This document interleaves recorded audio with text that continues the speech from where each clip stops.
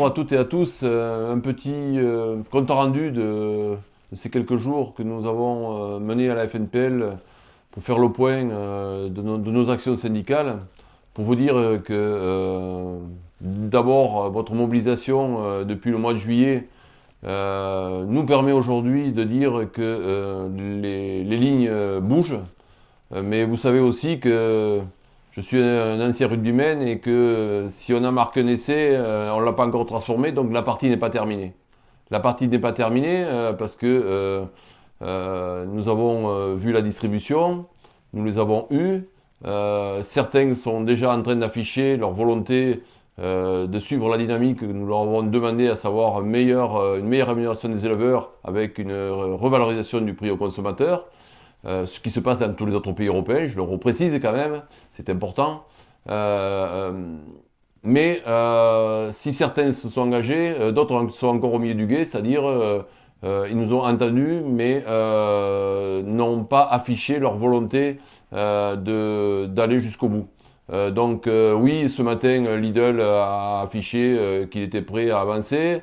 Oui, hier, Intermarché est venu devant le conseil d'administration de la FNPL pour dire que il suivait la dynamique de revalorisation du prix aux producteurs. Mais aujourd'hui, j'en suis là, j'en ai que deux aujourd'hui qui concrètement se sont engagés. D'autres se sont... Système U nous a dit qu'il était prêt à suivre la dynamique, sauf qu'aujourd'hui, on sait que les prix en magasin ne sont pas au niveau escompté. Donc, est-ce que derrière, ça permettra une meilleure rémunération des éleveurs? Je ne suis pas sûr. Quand on continue d'avoir du lait à 0,72 ou 0,75 en magasin, ça sera difficile d'avoir 50 centimes aux producteurs, quoi. Voilà, il faut qu'on maintienne cette dynamique qu'on a instaurée depuis le mois de juillet. Cette dynamique, elle passe par notre présence dans les magasins pour savoir exactement ce que les enseignes veulent faire. Et derrière, bien sûr, comment les transformateurs vont payer le prix du lait aux producteurs, notamment sur le quatrième trimestre. Et ça, là, aujourd'hui, ce que je peux vous dire, c'est que hier soir, j'étais aux côtés de Christian Lambert, d'Arnaud Gaillot, le président des jeunes agriculteurs, et on rencontrait Damien Lacombe, le président de Sodial, qui nous a dit que le quatrième trimestre serait meilleur que le troisième trimestre. Bon, c'est malgré tout quand même une bonne nouvelle, même si on ne connaît pas le niveau du quatrième trimestre. On le connaîtra autour du 30, puisque le Sodial se prononcera à la fin du mois pour le prix de fin d'année.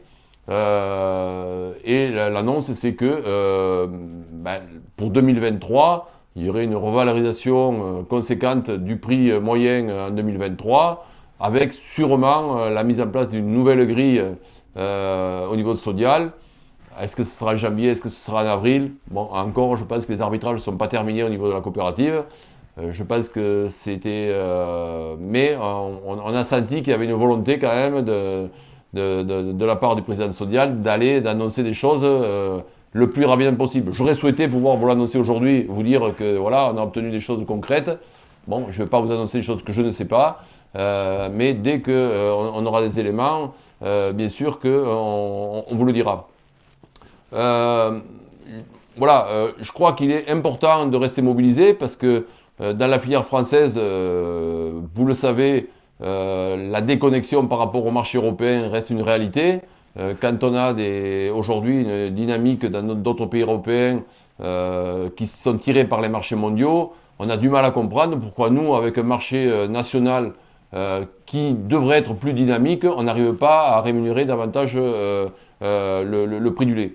N'oublions pas tout, on a une loi Egalim qui aujourd'hui doit réguler ce marché intérieur. Certains voudraient qu'on mette tout ça à la poubelle, la loi Egalim, il y en a qui aimeraient bien qu'on revienne à la LME. C'est pas notre volonté de la FNPL, c'est pas la volonté de la FNSEA, c'est pas la volonté des JA. Si je vous dis que la loi Egalim est importante pour la FNPL, c'est aussi parce que dans cette loi Egalim, il y a la possibilité de saisir le médiateur. Alors c'est le médiateur des relations commerciales qui est aujourd'hui à de nouvelles dispositions qui lui permettent d'intervenir beaucoup plus rapidement et d'aller jusqu'à l'arbitrage, puisqu'il y a une charge arbitrale qui est prévu dans Egalim 2, qui n'était pas dans Egalim 1. Donc le médiateur n'est pas le médiateur qui était dans Egalim 1. Ce n'est plus la même chose. Je sais qu'il y a beaucoup de monde qui a du mal à comprendre ce travail-là, mais c'est vraiment quelque chose de nouveau dans Egalim 2, ce médiateur. C'est pour ça que la FNPL a saisi le médiateur sur le sujet Sodial. L'OP UNEL a saisi le médiateur sur le sujet Lactalis. Donc les deux, que ce soit sur Sodial ou Lactalis, il y a un travail qui est en train d'être fait au niveau du médiateur. Et ça, c'est quelque chose de nouveau. Mais c'est pour ça que je vous dis que la loi va nous aider à avancer dans les relations que nous avons au niveau des producteurs avec les transformateurs et les transformateurs avec les distributeurs.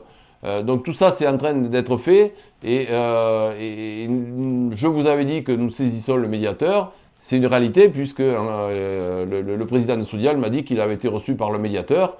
Donc c'est effectivement notre travail, votre mobilisation nous permet aujourd'hui de dire que ce schéma va fonctionner.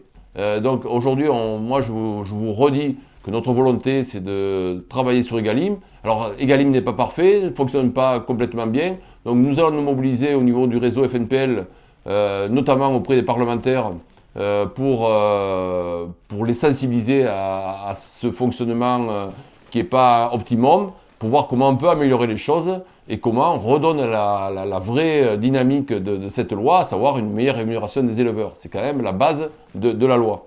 Donc tout ce travail-là, on va vous l'envoyer et on va vous demander de participer au niveau du réseau avec vos élus, que ce soit les députés, les sénateurs, comment on peut se mettre en dynamique.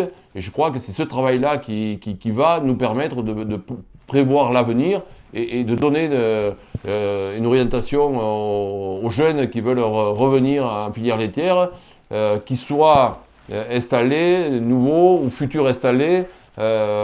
J'étais la semaine dernière au SPAS et oui, on a des jeunes qui sont venus nous voir pour parler d'installation. Alors à un moment donné, c'est vrai que c'est dur pour certains qui sont en place, mais il faut qu'on continue d'être combatif au niveau de la FNPL, du syndicalisme en général, pour maintenir cette filière laitière, maintenir sur les territoires une dynamique de projet et d'ambition de la filière laitière. Sachez que dans d'autres pays, les choses sont beaucoup moins positives que nous. Aux Pays-Bas, c'est moins 20 à moins 30% d'animaux qui vont à terme qui vont être présents parce qu'ils doivent réguler l'environnement, ce que nous n'avons pas à faire en France parce que nous l'avons fait depuis le début et nous sommes une filière, la filière la plus durable au monde au niveau de la filière laitière française. Donc ça, c'est positif. Il faut continuer à travailler dans ce sens-là, mais il nous faut une meilleure rémunération. Donc on va continuer ce travail à la FNPL et je compte sur vous pour maintenir la pression à tous les niveaux de la filière. Mais ça, je sais que vous le ferez et nous continuerons de vous informer sur ce que nous faisons dans les prochains jours, dans les prochaines semaines. À bientôt.